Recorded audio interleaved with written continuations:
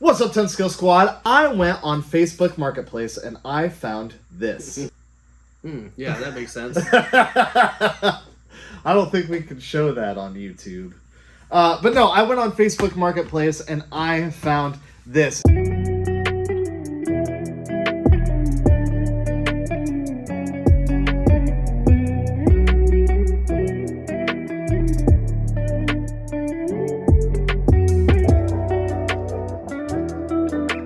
It is a Razer RSF 350. And I know what you're thinking. What are you going to do with that? Well, I was inspired by the great Peter Schriepel. He's the guy that built an ultralight airplane using all hobby-grade parts. And I thought, if he could do it, we could do a worse, sketchier, not as cool version of it. And that's exactly what we have done. So I picked it up from Facebook Marketplace for just a few dollars. I mean, I literally don't have any money invested in that thing. And I decided that we would tear this thing apart and upgrade it. I took it all apart, I cleaned it up because it had like stickers on it, and it was a mess. Like, this thing sat in a garage for quite a few years without anybody touching it. The batteries were completely flat. The 24 volt lead acid, the lead acid batteries, they were complete toast. So we had to replace the batteries anyway. So while we're in there, we might as well upgrade it, right? Yeah. Oh, yeah. As far as speed, it's not fast. I wonder if this guy wants to race. Hell yeah! Woo! But comfort, well, it's not very comfortable. There's absolutely no suspension at all. I'm absorbing all the bumps. My knees are just about in the handlebars. I'm sitting on the rear fairing and not on the seat at all. And it's what you would call twitchy. Gonna blow through this stop sign. But it's absolutely rideable. I think if it were a little bit faster, maybe the bumps might smooth out a little bit. All right, we're zeroed out. I'm gonna put it in my handy dandy little storage doodle. Let's go for a top speed rip, shall we? We're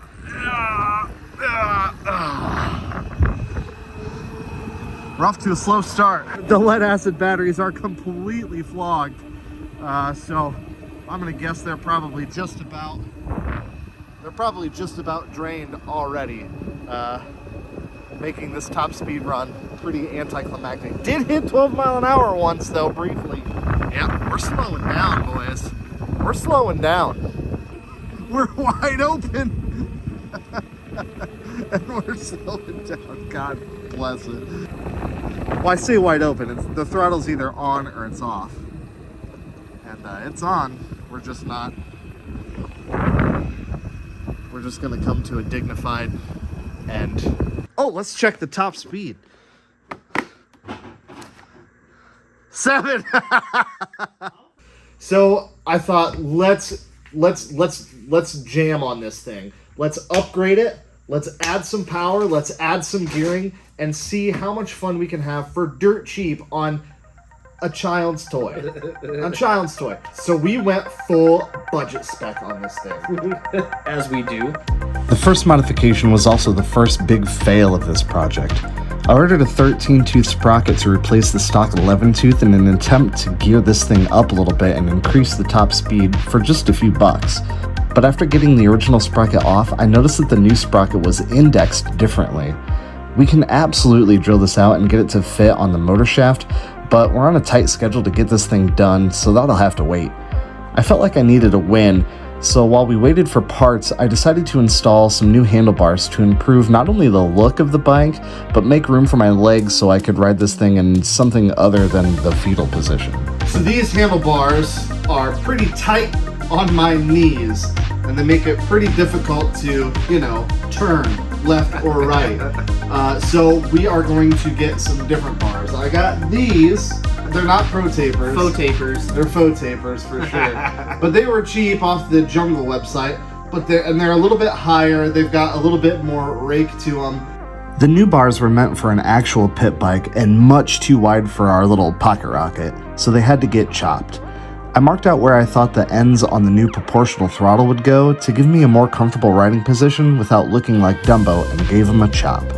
These things were cheap, around $20 on Amazon, and while I wouldn't recommend them on your Honda, these faux tapers are fine for our hoopty. I got the throttle on. Also, gotta put the freaking digital watch on your bar pad. Because, dude, are you even really a mini biker unless you have a digital watch on your bar pad? No. Oh, yeah, it's all aesthetic. It's not... Especially when you got your freaking phone mounted like right here anyway, you know? Heck yeah. We needed to get the bike apart to remove all the old stock electronics and make room for our modifications. With the old 24-volt system out, we could replace it with the 36-volt overvolt kit that I got from eBay for $60. The old lead-acid batteries were heavier than a Metallica guitar solo, and with them gone, we have plenty of room to add as many batteries as we want. I originally wanted to just throw in a quartet of 3S LiPos, but even buying some cheap batteries to wire in series would cost more than getting a 36-volt battery designed specifically for an electric bike. And charging will be way easier with one battery instead of 4. I found this 36-volt battery with a Dean's connector for about $100 and didn't know it at the time, but it was totally wrong for this bike. More on that later. Now it's time to break out the soldering iron and make an adapter to get this big chungus battery to connect to our new motor controller. Alright, I got my heat shrink in. I've got my wire all fluxed up. I haven't soldered in a little while, but how hard can it be? Oh yeah. Oh yeah, solder is flowing nicely. Now we just have to put the sad end together. Way too much flux. Perfect.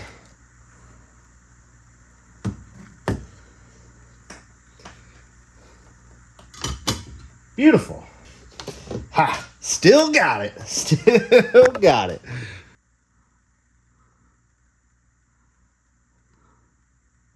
All right, so now that I got this battery connector done, I think we can actually plug it into the controller and just see if it does anything. What is this? This looks important. What are you? What are you? You're the brake cable. Yeah, we probably need you, huh? Tail light, brake light, charging port, brake. Yeah, let's plug that in. Here we go. New battery plugged in. Pretty sure that fuse is still good. Now if we do this, oh! Moment of truth. Yes! Look at that. We've got power. Now if we, can we crack the throttle? Yes!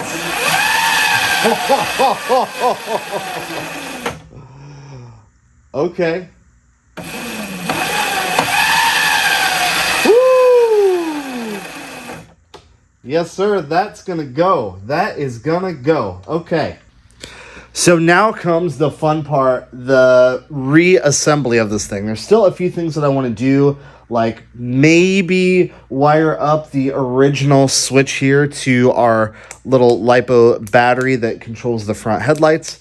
That would be nice, but really it's going to be a challenge of just getting all the old stuff to fit. I don't know what we're going to do about this battery. The battery is taller than the old one, and it was a pretty tight fit in there to begin with. So we might have to do some sort of modification somehow, some way. Not sure, but that's what we're here to find out. With some careful cable management and only breaking the plastic tank a little bit, I attached some wires to the original power switch so we can power all the accessories I have planned for this thing. You're not going to want to miss that, so sub up and hit the bell so you don't miss it. I did have to cut the bottom of the tank to make room for the new, bigger motor controller, but it's finally starting to look like a bike again. I just had to finish assembling the lower plastics and finally take it for its first ever rip.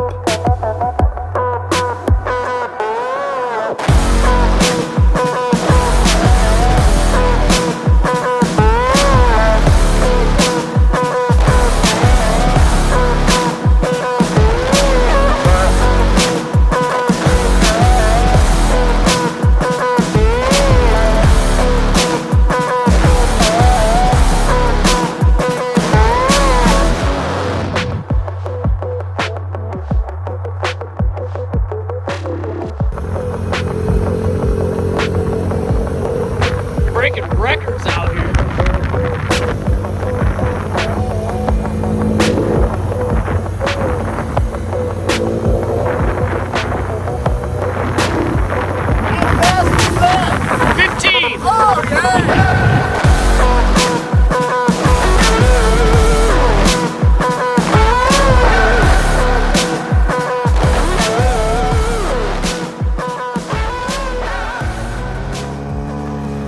So clearly there's a problem.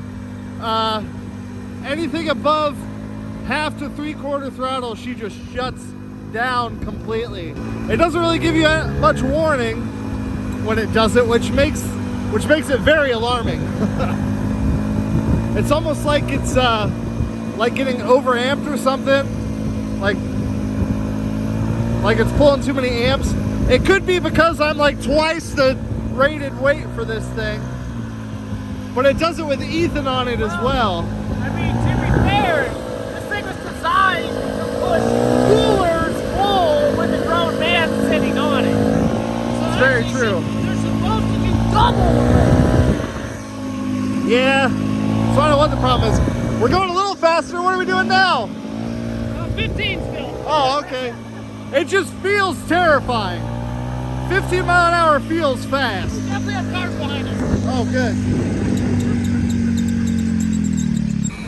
Ooh, I mean, it is kind of fun to ride around, even at slow speed. These tires are actually pretty decent for being, let's be real, a child's toy. It feels like I'm going way faster than I am. Oh, God. Oh, God. Stone. Oh! All right, so I'm cruising along at like maybe half throttle.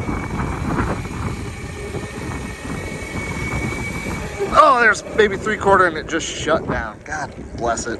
What the heck? Oh, God. Oh. So as you can see from the video, it did not go according to plan at all. The sprocket, it started with the sprocket not fitting. Yep. And then anything over half throttle, it just shuts off completely. I did some research, and it turns out that battery, that budget spec battery that I bought for like $110, it has a 15 amp BAC in it, which is nowhere. It will not put out nearly enough amps for that controller, and especially with me on it. So that battery has absolutely got to go. I found a replacement battery. It's like twice the price, but it should give us 40 amps, and that'll be enough to make that thing, hopefully, a little rocket. Now, I know that you're thinking, like, what is the point of this? Like, it is painful to ride. It's obviously meant for a child. It really is. What is the point of this? Well, it's a good way to kind of get your feet wet modifying electric bikes, modifying electric scooters, modifying electric pretty much anything. Remember, this still has the stock motor in it, and with a new battery, I'm pretty confident that thing should rip. I mean, we were getting right up until it doesn't. We were getting 16 mile an hour at half throttle, maybe just over half throttle. So if we more than double the amps and we can get that thing wide open, we should be close to like 22 mile an hour on that thing, I'm hoping, which is going to be scary. Wild. It's going to be scary on that thing. And like the advertised speed on it is like 14 mile an hour. Yeah. I think it even says like 14 mile an hour at like 75 pounds or something. Yeah. Like anything but I tell you what, to double that weight and it lose 2 mile an hour is still pretty impressive at that. Yeah, and it was super fun to do it, you know. It's really easy, you know. We did the whole thing in just a couple days. If you have all the parts, you could do it probably in a few hours. Handlebars and everything included. And it was a fun exercise. Now, I kind of know if I want to do something bigger, better, faster, I know what I'm in for. I know what to look for, and I know what to avoid. And that's kind of what this project was all about. So, although we didn't break any speed records, it was a good exercise in just learning. And, you know, I learned something. I learned a lot from that. Yeah. So the mini bike will absolutely be back. Ethan also bought something sketchy from Facebook And the funny Marketplace. thing is, it was a day apart. Like, no talking about it whatsoever. We both were just bored one night cruising Marketplace, and bam, it happened. That's how it goes. So anyway, that thing will be back. We're going to put it head-to-head with the sketchy thing that Ethan bought. Stay tuned for that. If this is your first time checking out the channel, welcome. I'm glad you found it. We like to do sketchy stuff like this all the time, and we've got some wicked stuff coming up. You're going to want to stick around. All right, guys. Until next time, chopping Surons out here. Ooh. Yeah. That's a risky move, Cotton. Let's see if it pays off for you.